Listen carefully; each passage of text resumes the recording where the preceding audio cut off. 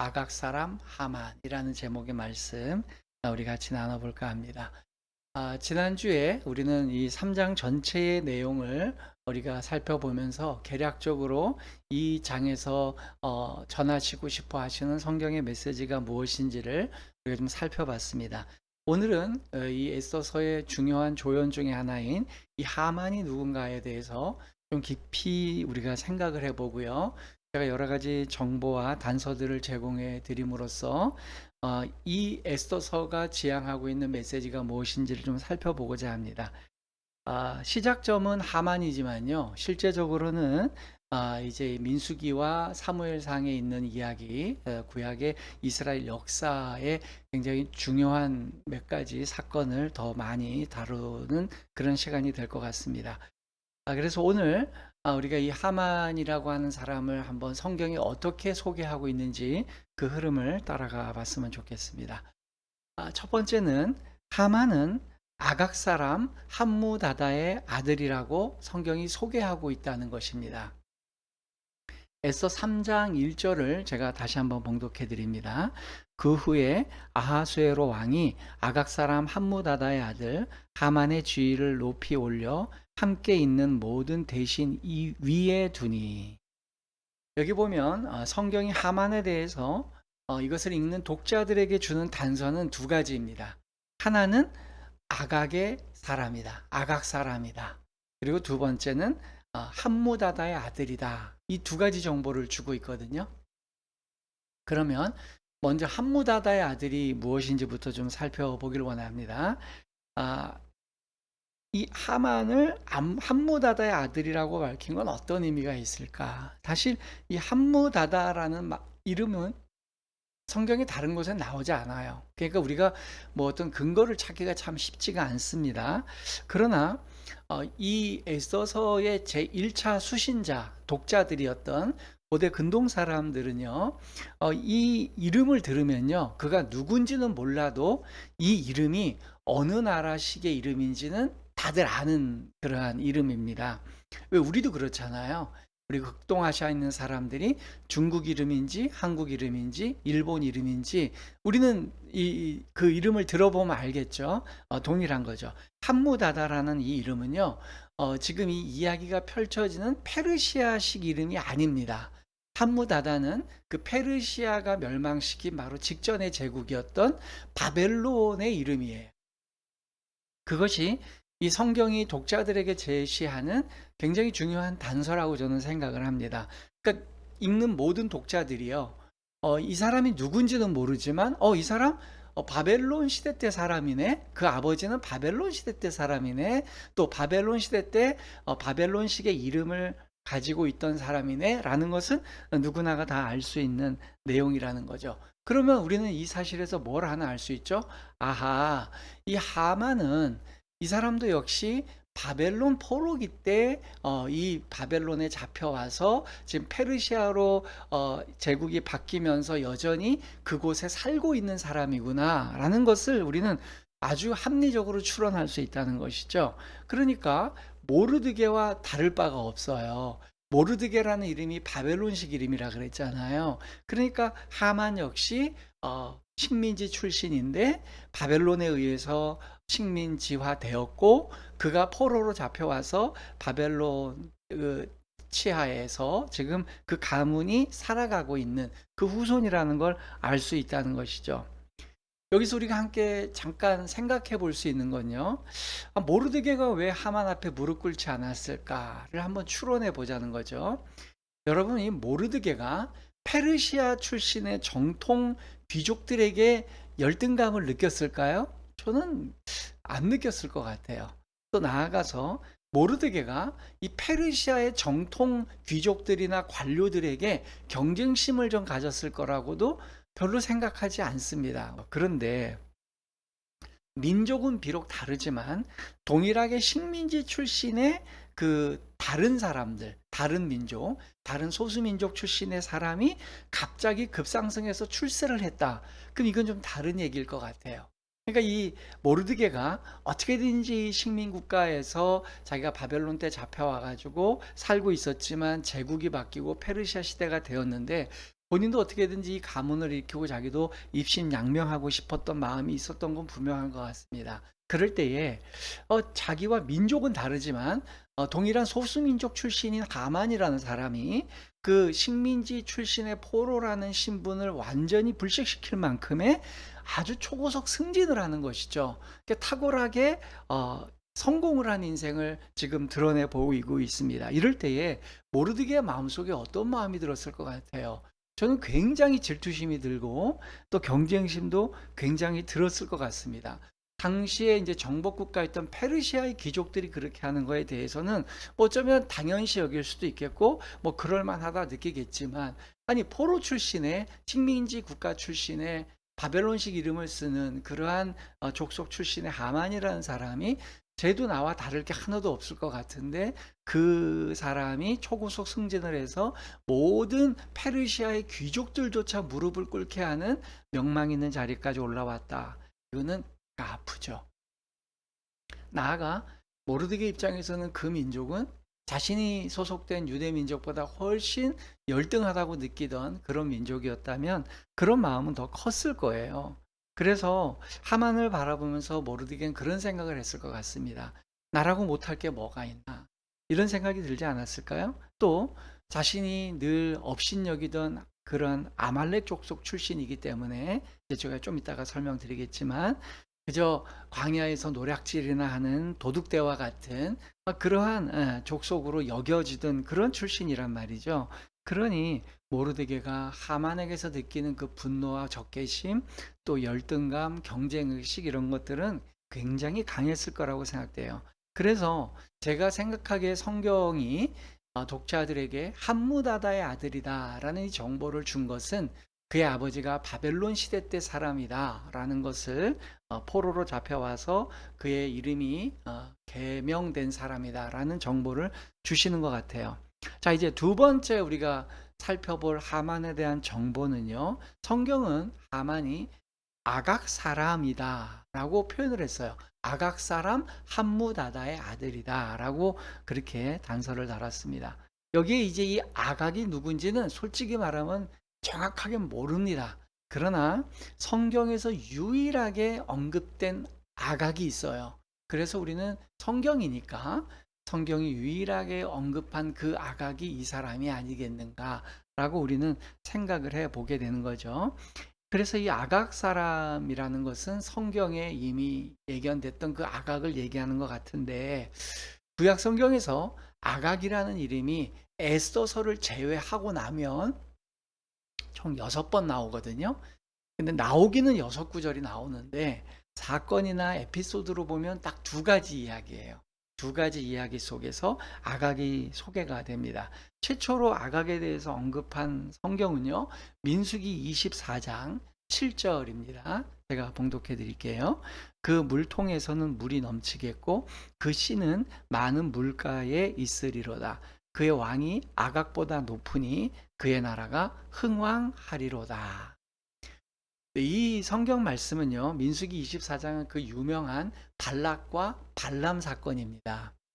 이스라엘 백성이 출애굽을 한 이후에 이제 모압 평지에까지 왔어요. 지금 이제 요단강만 건너면 가나안 땅입니다.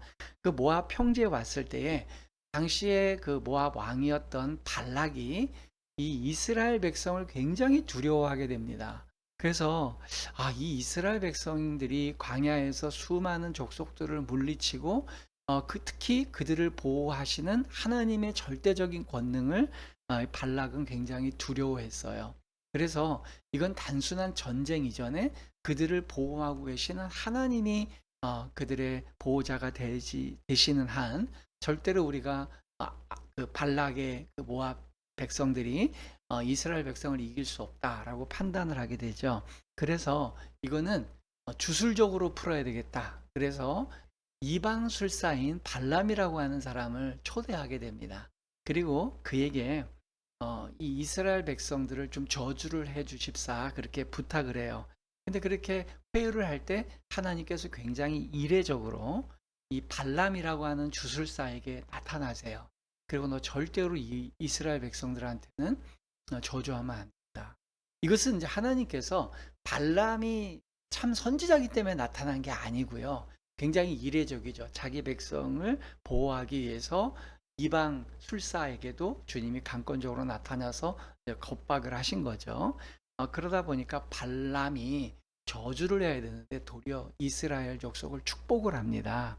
그때 이 발람이 축복한 내용 중에 나오는 내용이에요. 그러면서 그 내용이 뭐냐면 이스라엘이 복을 받는 그 내용을 이 바로 아각 왕을 빗대어서 또 아각 왕보다 더 큰 복을 받을 것이다 라고 하는 그 비교의 대상, 이스라엘과 아각이 이끄는 그 아말렉 족속의 비교의 대상으로 복을 비교하면서 인용된 그런 사건이에요. 이보다 조금 더 구체적으로 또 아각이라고 하는 한 사람에 대해서 구체적으로 소개된 사건이 바로 사무엘상 15장 8절, 9절, 20절, 32절, 33절. 즉 제가 아각이라는 이름이 에스더서 외에 6번 나온다 그랬잖아요. 근데 그 6번 중에 한 번은 민수기서에 나오지만 나머지 5번은 전부 다 이 사무엘상에 나오고 있어요. 그러니까 사무엘상 15장의 사건이 사실은 성경의 독자들이 가장 많이 또 익숙하게 알고 있는 아각이라는 사람에 대한 이미지라는 거죠. 그래서 저도 애써서는 이 사무엘상 15장에 있는 아각의 이야기를 성경 독자들이 알고 있다는 전제하에 이끌어온 게 아닌가 그런 생각을 해봅니다. 그 중에 제가 사무엘상 15장 8절 9절만 제가 읽어드리겠습니다. 아말렉 사람의 왕 아각을 사로잡고 칼날로 그의 모든 백성을 진멸하였으되 사울과 백성이 아각과 그의 양과 소의 가장 좋은 것 또는 기름진 것과 어린 양과 모든 좋은 것을 남기고 진멸하기를 즐겨 아니하고 가치 없고 하찮은 것은 진멸하니라. 성경 이야기를 좀 잘 아시는 분들은 잘 아시는 내용인데요. 제가 잠시 소개해드리면 이렇습니다. 하나님께서 사무엘을 통해서 사울에게 지시를 하게 해요. 가서 아말렉 족속을 전멸시켜라. 심지어 갓난 아이서부터 모든 생명체를 다 죽여라 라고 그렇게 이제 요구를 하시죠. 그럴 때에 사울 왕이 하나님의 명령과는 별개로 좋은 것들은 다 살려놓은 거예요. 그러자 그것을 안 사무엘이 사울의 그 행동을 굉장히 아주 심각하게 혼을 내킵니다. 그리고 결정적으로 이 사건은요, 사울 왕이 폐위가 되는 하나님께 버림받는 결정적인 사건이 됩니다. 그래서 이 사건 때문에 사울은 왕조를 이루지 못하고요. 그 아들 요나단 그 이후에 그의 후손들을 통해서 왕위를 계승시키지 못하고 사울 왕 당대에 끝나버리고요. 하나님께 버림받게 돼요. 자, 이와 같은 이야기만 슬쩍 보게 되면요. 아각 사람 아만이다라고 얘기하면 이 사람은 아말렉 족속의 왕 아각이다라는 걸 알 수가 있어요. 표면적으로 보면요. 모르드게가 아각 사람 하만에게 무릎 꿇지 않고 머리를 조아리지 않는 게 매우 당연해 보입니다. 하나님께서 멸하시라고 하신 족속인데 멸하지 않았고 또 거기에 후손이니 당연히 그것과 배척점을 이루는 건 맞는 것 같다라고 봐요. 그러나 이 사건은요, 조금 더 면밀히 살펴보면 조금 다른 구도가 보입니다. 늘 그렇듯이 성경의 이야기를 거죽을 핥듯이 대충 살펴보면요, 그러려니 보여요. 그러면 표면적이고 도덕적인 교훈만 보입니다. 그러나 성경의 메시지는 조금 더 꼼꼼히 살펴보면 더 깊은 의미를 발견하게 되죠. 제가 이제 애써서 후반에 가면 이제 애써서 강해를 거의 다 끝내고 결론 지역에 가면은 충분히 설명드릴 내용이 하나 있는데요. 그것은 뭐냐면 이스라엘이라는 민족이 가나안 족속들을 정복하는 이야기와 이스라엘 후손들이 아무 지역에서 다른 민족을 학살하는 건 전혀 별개의 문제입니다. 하나님께서 지정하신 땅에서 싸움을 하는 것과 그 땅이 아닌 바깥에 다른 곳에서 다른 민족과 다투는 건 전혀 별개의 문제예요. 그 부분은 제가 이제 애써서 강해를 끝날 때쯤에 한 번 더 자세히 말씀드리겠고요. 여하튼 이스라엘 역사 가운데 하나님께서 멸하라고 하신 족속을 들으라 그러면요. 굉장히 많습니다. 아말렉만 있는 게 아니고요. 오히려 이스라엘의 전체 역사 가운데 이스라엘의 숙적이 되는 종족은 아말렉보다 더 숙적인 종족이 더 많아요. 뭐 여러분들 아시다시피 애굽, 이집트죠. 그다음에 바로 뭐 바벨론, 그리고 그보다 더 오랫동안 끈질기게 이스라엘과 숙적 관계를 유지해온 건 블레셋입니다. 블레셋은 요즘의 음역으로 하면 팔레스틴이죠. 그런 이제 블레셋, 이집트, 바벨론 이런 데가 진짜 숙적이에요. 왜냐하면 이런 민족들은요 이스라엘을 이기기도 하고 정복도 하고 그랬기 때문에 엎치락뒤치락했어요. 근데 아말렉은요 백전백승이었어요. 이스라엘 백성이. 그러니까 숙적은 아니에요. 거기에 뭐 에돔, 암몬, 모압, 뭐 시돈, 두로 이런 주변에 있는 모든 국가들이 다 사실은 이스라엘의 축적이죠. 지금도 그렇지만 중동 전쟁과 중동 상황을 보세요. 이스라엘과 그 외에 이스라엘을 제외한 모든 중동은 이스라엘과 적대적 관계를 갖고 있죠. 고대 뭐 3천년, 4천년에도 다를 바가 없었습니다. 그런 의미에서 보면 우리가 이런 생각을 해보게 되는 거예요. 여러분, 모르드게가 지금 어디 살고 있죠? 이스라엘 땅에 살고 있는 게 아닙니다. 그는 수산성에 살고 있어요. 이걸 잊지 말아야 돼요. 모르드게가 고국 가나안 땅에 살고 있는데 그 고국 가나안 땅, 하나님께서 약속하신 땅에서 이방 족속이 들어와서 어떤 헤게모니 주도권을 잡았다. 이건 조금 다른 문제인데요. 모르드게는 지금 식민지 어떤 식민화된, 그러니까 자기가 포로로 잡혀서 이제 정복 국가죠. 그 국가의 수도에 살고 있어요. 수도에 살고 있는데 거기에 얼마나 많은 식민 포로 국가들의 민족들이 와 있겠습니까? 굉장히 많은 포로들이 와 있었을 거예요. 그 가운데 바벨론은 고대에서도 가장 강력한 제국이었지 않습니까? 그 바벨론은 거의 흡수 통합을 시켰기 때문에 모든 주변의 분소의 모든 민족들을 다 힘으로 제압해서 강제로 포로로 데려다 놓고 이주 정책을 펴서 그들을 민족성을 말살시키려고 했던 그런 제국이었어요. 그러니 그 모르드게가 살고 있던 그 수산성 그 성 안에는 아마 수많은 민족들이 다 와 있었을 거예요. 그 안에 그 수많은 이방 민족 가운데 비단 아말렉뿐만 아니라 이스라엘 역사 가운데 그들이 적대시할 만한 얼마나 많은 그러한 종족들이 있었겠습니까? 거기는 블레셋 족속이 있었을 거고요. 당연히 이스라엘 외에 블레셋도 다 바벨론이 다 정복을 했으니까요. 모함, 암몬, 에돔, 두로, 시돈, 심지어 애국까지요. 에티오피아까지 페르시아가 지금 정복을 한 상태잖아요.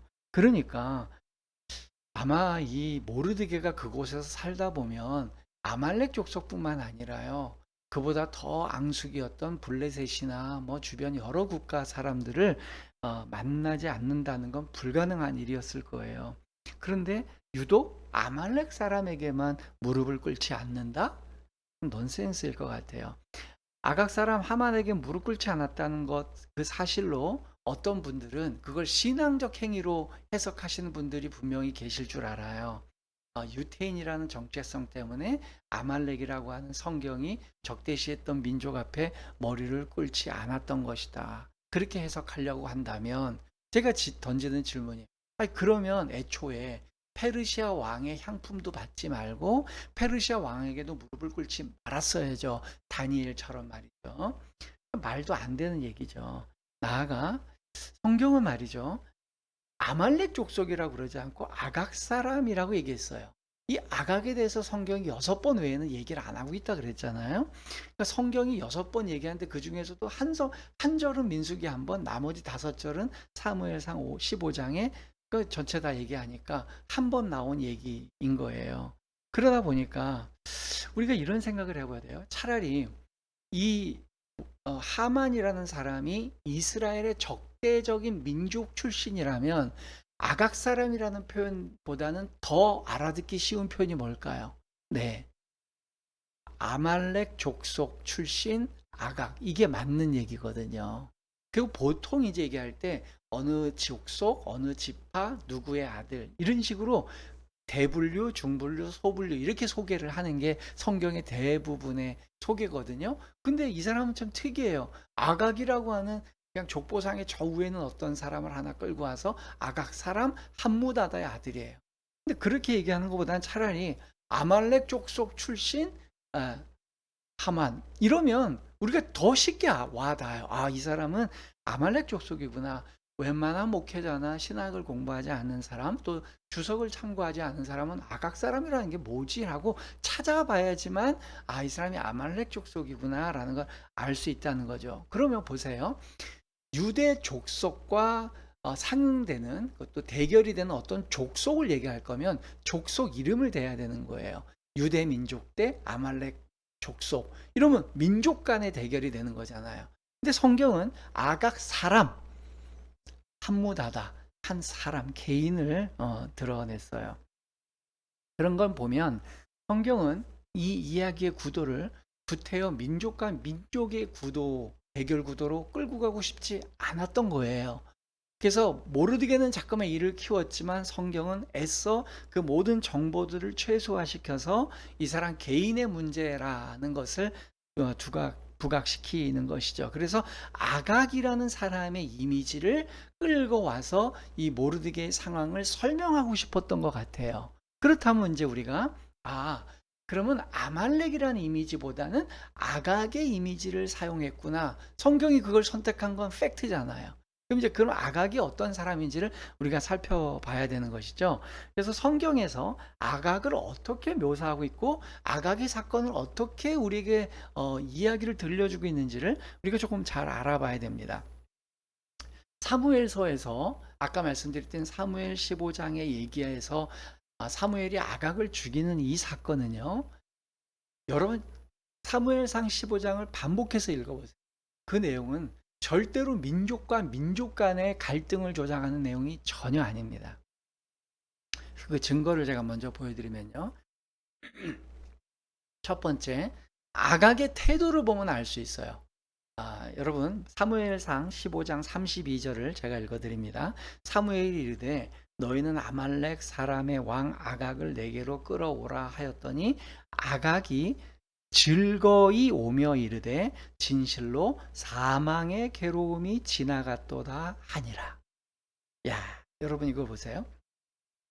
이제 사무엘이 원래는 사울에게 다 죽이라 그랬는데 아각 왕도 죽이고 다 죽이라 했는데 사울 왕이 살렸잖아요. 그랬더니 이제 사무엘이 가서 아각 데리고 와라 그랬더니 아각이 오면서 어떤 마음으로 왔냐면 분노와 억울함과 분개심으로 온 게 아니고요. 즐겁게 왔대요. 즐겁게 웃으면서 오면서 뭐랬냐면 이제는 사망의 괴로움이 지나갔도다. 뭔 얘기죠? 나 이제 살았다. 안심하는 거예요. 아각이 아말렉 족속의 수장이고 왕이었는데요. 사울 왕의 침공을 받고서 이렇게 됐으면서도 불구하고 민족과 민족의 대결이었으면 내 차라리 적장에게 원수를 뭐 이렇게 빌붙어서 사느니 내 목을 쳐라 뭐 이렇게 나와야 되잖아요. 우리 사극 보면 그렇게 나오잖아요. 근데 그게 아니고 아각은 자기의 목숨이 살아난 거에 대해서 굉장히 안도를 하는 거예요. 그래서 사울 왕이 살려줬으니 그의 이제 현자 역할을 하는 사무엘 이 선지자도 마지막으로 확증시켜 지나보다 자신을 이제 살려주고 자신의 몸에 해코지를 안 할 것을 확증시켜 주나 보다라는 마음으로 즐겁게 온 거예요. 그러니까 여기에는 아각과 또 아말렉 족속과 유대 이 백성 간에 증오심이 없어요. 그래서 아각은 아말렉과 이스라엘 민족 간의 이 묵은 종족 간의 갈등을 지니고 있던 사람이 아니에요. 그 아각의 캐릭터가 어떤 사람이냐면 그 사람은 자기의 생명과 안일에 충실했던 사람입니다. 민족성 그런 거보다는 내가 살면 좋은 거고 내게 이익이 있으면 좋은 사람이에요. 그래서 아말렉 족속이라는 이름 대신 말이죠.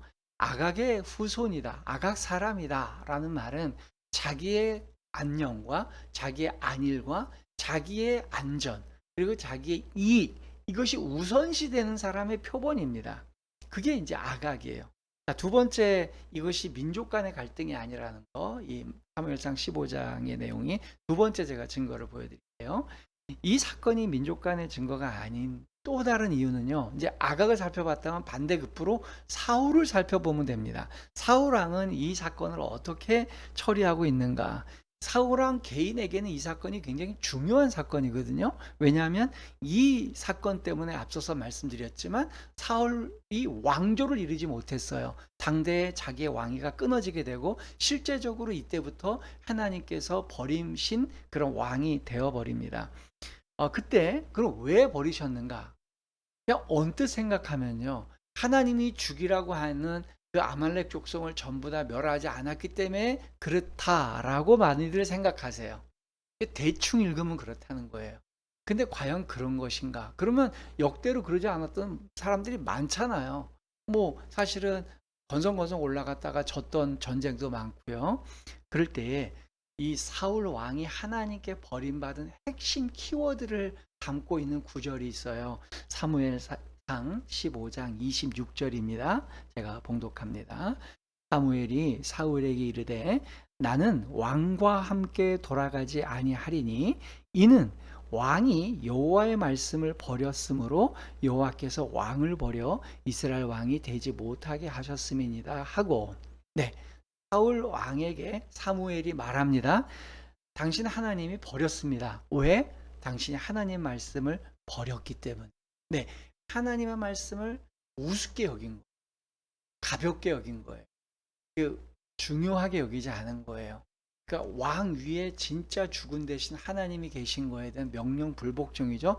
예, 맞습니다. 이게 가장 근본적인 원인이고요. 그러면 왜 하나님의 말씀을 가볍게 여겼느냐? 그러면 하나님의 말씀보다 더 중히 여긴 게 뭐냐?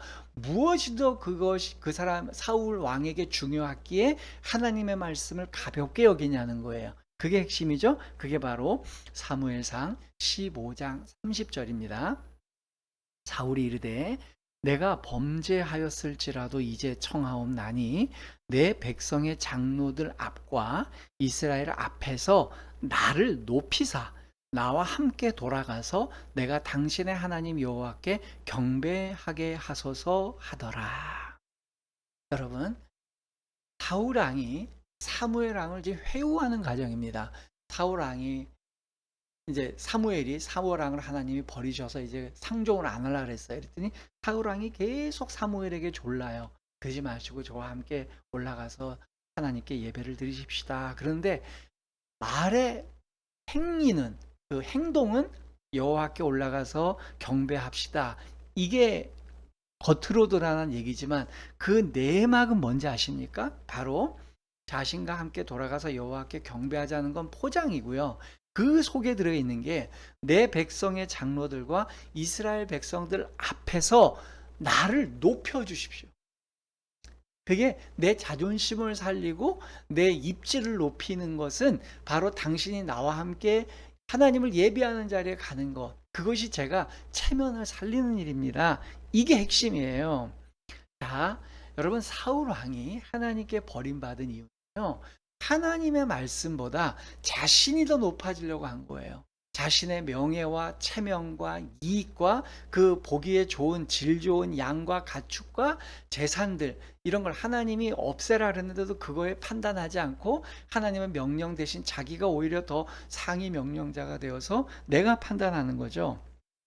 그리고 죄를 지어 놓고도 그는 바짝 엎드려서 하나님께 회개를 하는 게 아니라 죄를 졌더라도 제 체면은 살려주십시오.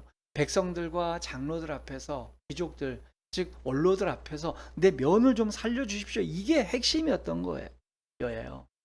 그러니까 여기에는요, 아말렉 족속과 이스라엘 족속의 무슨 캐캐묵은 민족적 갈등 이런 거 없습니다. 양쪽의 왕이었던 유타의 왕 사울, 그리고 아말렉의 왕 아각, 이 두 왕이 갖고 있었던 마음은 동일한 마음입니다. 자신의 안전, 안일, 자신의 이익, 이것이 중요하던 지도자들이었어요. 이 두 지도자가 싸워서 사울 왕이 비록 이겼는데 패한 왕이나 이긴 왕이나 동일한 마음을 갖고 있는 거예요. 하나님을 두려워하는 마음도 없고 그저 자기의 안일, 내 생명이 보존되고 또 내가 더 많은 이익을 얻게 되면 즐거워하고 기뻐하는 이러한 마음을 갖고 있었어요. 그리고 내가 높아지고 내 체면이 사는 거, 여기에 핵심이 있었어요. 그러다 보니까 성경을 깊이 있게 읽을 줄 아는 독자들을 위해서 에서서 기자는 아말렉 족속의 후손 하만이라고 얘기하지 않고요. 아각 사람 하만, 함무다다의 아들 하만이라고 얘기한 겁니다. 그렇기 때문에 이 하만의 내막 속에는 이 아각의 정서가 있다는 거고요. 동시에 아각의 반대급부였던 사울이 그랬던 것처럼 이 하만의 반대급부였던 모르드게도 동일한 마음을 갖고 있을 수 있는 개연성이 무지하게 높다라는 것이 성경이 지금 복선을 깔고 있는 겁니다. 일종의 메타포라고 할 수 있겠어요. 그러니 하만과 모르드게의 싸움은 사람들에게 인정받고 싶어하고 입심양명하고 싶어하고 자신의 생명과 안위를 보존하고 싶어하는 권력지향적인 사람들 간의 패권 다툼의 양상인 겁니다. 그 이상도 그 이하도 아닙니다. 그래서 사울이 폐위가 되는 그 사건의 후손을 키워드로 해서 모르드게가 가진 세계관과 삶의 목표를 간접적으로 드러내 보여주고 있다. 이게 이제 저의 해석입니다. 자, 정리해 볼까요? 자, 오늘 우리는 에스더서 이야기의 가장 중요한 조연 중에 하나인 하만에 대해서 살펴봤습니다. 지난주에 우리는 이 3장 사건을 전체적으로 쭉 한번 살펴보면서 그 흐름을 이어갔는데요.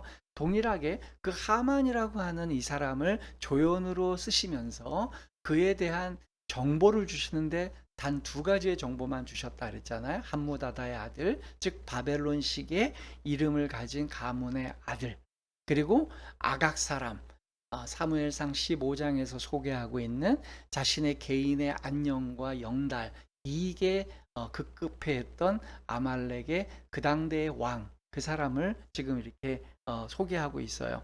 그래서 이 사람은 그 사람이 갖고 있던 세계관, 그 사람이 지향했던 가치관이 바로 자신의 안녕과 이익과 자신의 자존심, 이런 거에 집중되어 있다는 사람이라는 걸 하만에게 프레임을 넣으면서요. 이것은 동일하게 그의 급부였던 사울왕이 가졌던 스탠스처럼 모르드게도 비슷한 사람이 아닐까라는 그러한 복선을 조금씩 흘려놓기 시작하는 것이죠. 여러분, 이것은 단순하고 작은 문제가 아닙니다. 여러분, 성경이 엄선한 표현으로 족속의 이름 대신 한 개인의 이름을 인용했다는 걸 우리는 가볍게 볼 수 없는 이야기예요. 그렇다면 이 이야기의 구도는 명확한 겁니다. 모르드게는 에둘러 자신이 하만에게 무릎 꿇지 않은 이유를 민족적 문제로 확대시켰지만요. 성경은 오히려 그 악역의 등장에 대해서 그를 민족의 이름으로 소개하지 않고 한 개인의 이름으로 소개함으로써 그 컨셉을 축소시키고 있는 걸 볼 수 있습니다. 이것은 명백하게 모르드게의 열등감의 발로에서, 경쟁심의 발로에서 시작됐다는 걸 다시 한번 확인할 수 있습니다. 이것은 바로 식민지 출신자인 한 소수민족 출신의 하만이 초고속 승진을 하는 것을 바라보고 있는 모르드게의 그 뿌리 깊은 경쟁심과 열등감, 이런 데서 오는 그러한 마음의 표현이라고 봅니다. 매일같이 후궁의 뜰을 방문하면서 에스더의 신분 상승을 도모하던 모르드게가 운 좋게 왕을 시해하려던 그 첩보까지 입수해서 왕에게 제공해 드렸는데 그에 대한 보상은 하나도 받지 못했어요, 모르드게는. 그리고 그저 받은 게 왕궁 문을 지키는 정도의 관료로 만족할 수밖에 없었습니다. 그런 모르드게는 아마 저는 아하수 왕에게 화가 났을 것 같아요. 내가 왕 당신의 목숨을 살려준 은인인데 겨우 이 정도뿐이 이렇게 처우를 개선해 줄 수밖에 없는가라는 분노를 마음 저 무의식 깊은 곳에 밀어넣고 억압시키고 있었을 거예요. 근데 그 화를 아하수에로 왕에게 분출시킬 수는 없었을 겁니다. 그러면 그의 인생 모든 게 무너지기 때문이죠. 그러나 그러한 분노와 억울함을 저 밑바닥, 본인도 의식하지 못하는 저 밑바닥에 밀어놓고 있을 때 하만이라는 작자가 불쑥 뛰쳐나오는 거예요. 그럴 때는 하만에게는 화를 쏟을 수 있는 거예요. 그것도 하만이 지금 하만에게 해야 되는 행동이 아하수에로 왕이 왕명으로 내린 겁니다. 하만에게 무릎을 꿇고 머리를 조아려서 경배해라 라는 이 명령은 하만이 주도적으로 한 게 아니라 왕이 명령을 내린 거예요. 그러니까 간접적으로 왕과 이 자신의 억울한 것을 분노를 표출하기에 이보다 더 좋은 기회는 없었던 것으로 봅니다. 모르게는 뭐 제가 비판을 감수하고 계속 말씀드리고 있습니다만은 개인적인 출세의 욕망과 개인적인 적개심을 감추기 위해서 자신의 동족들인 유태인 전체를 자신과 동일시하면서 이 위기 가운데 몰고 이를 키워버린 그러한 어리석은 사람입니다. 제가 좋아하는 NBA 농구에 보면 그 영어로 해설을 할 때 이제 선수 간에 양쪽 선수 간에 이렇게 뭐 플레이를 하다가 감정이 과격해서 어떤 좀 과격한 반칙이 나왔다. 그럴 때 이제 고의적 반칙이다. 그래서 심한 경우엔 퇴장까지 시켜요. 테크니컬 파울을 2개 이상 주면서. 그때 그 영어 해설자들이 쓰는 말 중에 이런 말이 있어요. 엘리베이트 시켰다. 그 일을 증폭시켰다는 거예요. 자꾸 일을 키웠다는 거예요. 모르드게가 지금 그런 사람입니다. 자신의 개인적인 여러 감정들과 출세 욕망 이런 것들을 유태주의라고 하는 유태 민족의 문제로 결부시켜서 일을 키운 거죠. 제가 재차 말씀드리지만 다니엘과 친구들은요, 자신이 당면한 위기 때문에 동족 전체를 위기에 빠뜨린 적은 없습니다. 오히려 동족 전체가 위기에 빠질 일이 있을 때 진정한 리더라면 자기 혼자 그 모든 위기를 다 감수하고 본인이 희생양이 돼서 그것을 책임지고 모두 무마하는 것, 그게 오히려 뛰어난 신앙인이라고 할 수 있겠죠. 그런 의미에서 보면 다니엘과 정말로 비교가 많이 되는 것 같습니다. 이러한 모르드게는 이제 자신이 자초한 이 일들을 어떻게 풀어나가게 될까요? 그는 과연 그 당면한 위기, 본인이 또 엘리베이터 시켜서 더 증폭시킨 이 이야기, 또 이 상황, 이것을 과연 성경적인 방법으로 예수 그리스도께서 보여주신 방법으로 풀어갈까요? 아니면 그가 어떤 방법으로 위기를 헤쳐나갈까요? 그 이야기는 우리 다음 이 시간에 또 전해드리도록 하겠습니다. 저는 오늘 이 이야기 속에서 이렇게 생각을 해봅니다.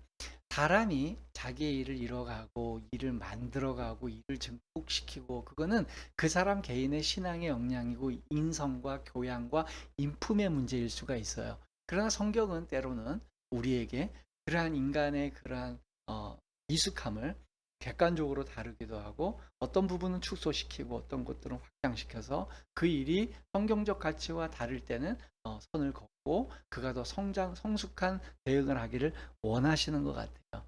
그런 의미에서 우리는 아각, 바울, 하만, 심지어 모르드게와 같이 자기의 안녕과 안위를 위해서 내가 높아지고 내 자존심만 세우고 그러면 하나님의 말씀이든 뭐든 가볍게 여길 수 있다.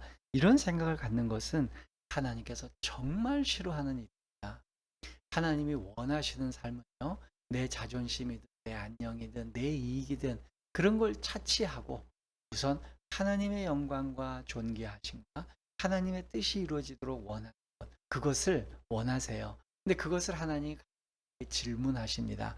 그것이 하나님께서 우리의 개인의 모든 욕구를 제압시키고 하나님의 뜻대로 뭐든지 강제로 시키고 싶어서가 아니라 우리 자신을 떠보시는 거예요. 너의 마음의 삶의 방향성이 어디에 있는지, 너의 마음의 깊은 곳에 그 밑바닥에 정말 사랑하는 것이 무엇이냐. 그때 우리는 하나님 앞에 바른 답을 주님, 전 제 자존심도 중요하지 않아요. 제 개인의 안녕도 중요하지 않아요. 제 이익도 중요하지 않아요.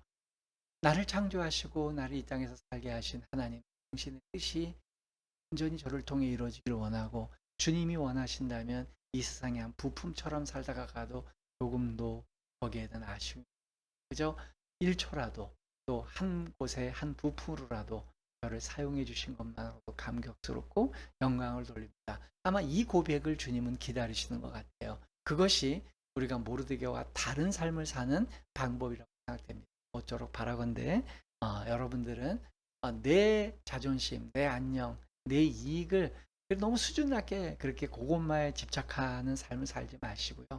원대하게 하나님이 기뻐하시는 삶을 살아내는 여러분들 되시기를 주님의 이름으로 축원합니다. 아멘.